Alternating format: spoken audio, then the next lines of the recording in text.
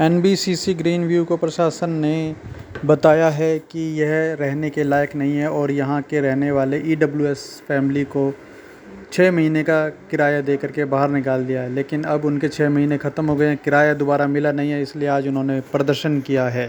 फहराने की एनबीसीसी भारत माता की जय, वंदे मातरम, वंदे वंदे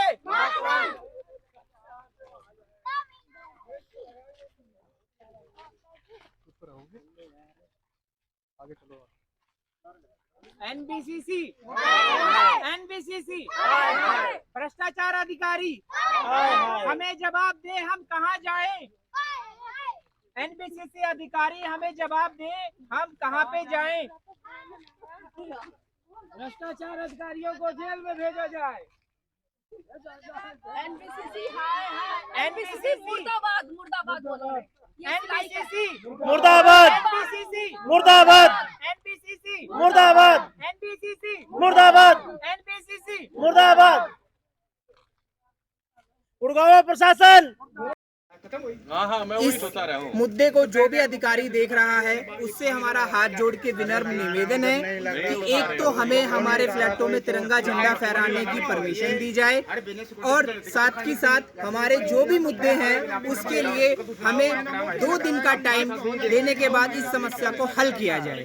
नहीं तो हम भूख हड़ताल पे बैठेंगे और यहाँ पे हम हमारे भूख हड़ताल पे टेंट लगाएंगे, धरना प्रदर्शन करेंगे और इस बहरे अधिकारियों और भ्रष्टाचार अधिकारियों के खिलाफ एक आंदोलन खड़ा करेंगे। अधिकारी अमित मंडोलिया जी से, डीसी डिस्ट्रिक्ट मैनेजर डीसी साहब निशांत यादव जी से और एनबीसीसी के अधिकारियों से हम ये आप निवेदन करते हैं कि वो हमें अगले 2 दिन में एक मीटिंग डिसाइड करें और हमारे ईडब्ल्यूएस के सभी मेंबरों के साथ में हमें हमारे पक्ष रखने का मौका दें, ताकि हम क्या चाहते हैं, हमें हमारा फ्लैट वापस चाहिए। इसका एक समाधान ये भी है कि इसका अलग से रास्ता देके हम लोगों को हमारे फ्लैटों में शिफ्ट किया जा सकता है, क्योंकि इसी के साथ में सन सिटी स्कूल है, वहाँ पे भी बच्चे पढ़ते हैं। दूसरा कारण एक ये है कि चिंटल बिल्डिंग गिरने के कारण जहाँ पे हम एक कारण तो ये बताना चाहते हैं, क्योंकि ईडब्ल्यूएस के जो फ्लैट है वो लो राइज हैं, जिसकी 3 ही मंजिल के हैं, ना कोई बेसमेंट है, तो वो पूरी तरह से सुरक्षित है। दूसरा कारण ये है कि इसी के साथ में सन सिटी स्कूल है, जहाँ पे एक 13 बिल्डिंग बीपीटीपी की बन रही है, वहाँ पे भी रेजिडेंट्स रहते हैं। तो जितना डिस्टेंस ईडब्ल्यूएस फ्लैट्स का है उतना ही डिस्टेंस सन सिटी स्कूल का हाई राइज बिल्डिंग से है। तो जब वो बिल्डिंग सुरक्षित है, वहाँ पे लोग रह सकते हैं, तो हमें भी रहने की परमिशन दी जाए। तीसरा जो कारण है वो ये है कि चिंटल बिल्डिंग गिरने के बाद वहाँ पे एक हादसा होने के बावजूद उसी टावर में और उसके आसपास उसी सोसाइटी में सभी को रहने की परमिशन दी गई है। तो हम ईडब्ल्यूएस बच्चों के साथ हमारे साथ अन्याय क्यों? हम प्रशासन से ये पूछते हैं कि हमें जो 2 महीने के बाद आश्वासन दिया गया था कि आपको फ्लैट में वापस रिपेयरिंग करके दे दिए जाएंगे, ना ही तो यहाँ पे एनबीसीसी अधिकारी कोई काम कर रहे हैं और ना ही इन फ्लैटों को रिटर्न देने का प्रोसीजर चल रहा है।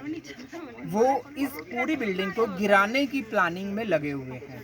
तो आज इस आपके न्यूज़ चैनल के माध्यम से हम ये कहना चाहते हैं, जो भी नेता लोग हैं, बीजेपी की, आम आदमी पार्टी की, कांग्रेस के या कोई भी राजनीतिक दल, हमें इस लेवल पे सपोर्ट करें कि हमें हमारे फ्लैट दिलवाने में हमारी मदद करें। और इस मुद्दे को राज्यसभा में भी उठाया जा रहा है कि एनबीसीसी की बिल्डिंग असुरक्षित है और जिसकी वजह से इसको गिराने की प्लानिंग चल रही है।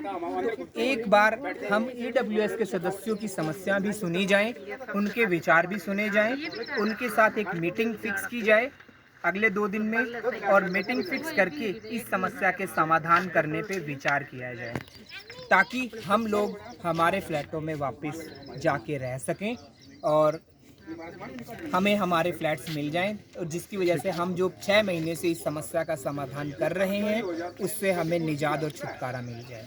हमारा हर अधिकारी से, नरेंद्र मोदी जी से भी हमारा आह्वान है, राष्ट्रपति नवनिर्वाचित मुर्मू जी से भी हमारा है कि हम भारतीय नागरिक होने के नाते हमें भी अधिकार है कि हमें हमारे फ्लैटों में तिरंगा झंडा फहराया जाए। लेकिन आपने देखा कि आपके न्यूज़ चैनल के माध्यम से कि हमें किस तरह से हमारे घरों में फ्लैट तिरंगा को लहराने से वंचित किया जा रहा है। हम न्यायिक प्रशासन से शांतिपूर्वक तरीके से प्रदर्शन करते हुए हमारे घर से आए थे, और हमने गार्डों से काफ़ी बार रिक्वेस्ट करने के बाद भी उन्होंने हमें हमारे फ्लैटों में जाने की परमिशन नहीं दी, जिसकी वजह से मेरे छोटे छोटे 2 बच्चे हैं, इनके मन में एक बड़ा इच्छा थी कि तिरंगे झंडे को फहराएं, लेकिन वो इस तिरंगे झंडे को ना फहराने में इन बच्चों का बड़ा इनको जैसे और बच्चे स्कूल में फंक्शंस करते हैं, तिरंगा झंडा फहराते हैं, वो इन चीज़ों से वंचित रह गए। तो इन बच्चों की तरफ भी देखा जाए कि इनके भी विचारों में ये भी एक देश के नागरिक हैं, आगे बढ़ के देशभक्ति इनके मन में भी है। कोई फौजी बने, कोई इंजीनियर बनेगा, कोई कुछ बनेगा, तो इनके ऊपर इस बात का क्या असर होगा कि हमारी भारत सरकार में किस तरह के भ्रष्टाचार अधिकारी हैं जो कि हमारे मौलिक अधिकारों का हनन कर रहे हैं।